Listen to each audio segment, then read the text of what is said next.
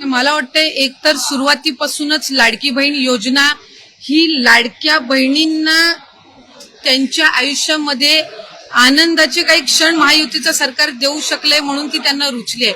पण विरोधकांना सुरुवातीपासूनच त्या ठिकाणी ही योजना ही त्यांच्या कुठेतरी नजरेमध्ये खुपत आलेली आहे.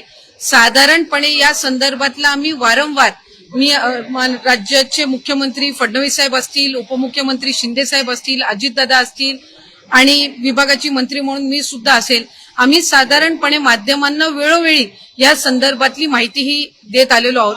पण बऱ्याचशा वेळेला असं होतं की काही एखादी गोष्ट आली की त्या संदर्भातला एक गैरसमज या योजनेच्या बाबतचा निर्माण करण्याचा वारंवार हा प्रयत्न होत आहे. साधारणपणे ही योजना 28 जून 2024 मध्ये त्या ठिकाणी घोषित झाली. 1 जुलैपासून त्या संदर्भातले फॉर्म भरण्याची सुरुवात झाली.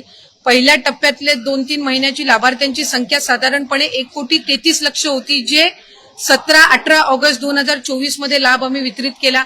त्याच्यानंतर 15 ऑक्टोबर पर्यंत त्याच्या रजिस्टरच्या संदर्भातली जी काही मुदत होती ही त्या ठिकाणी सरकारच्या वतीने देण्यात आलेली होती.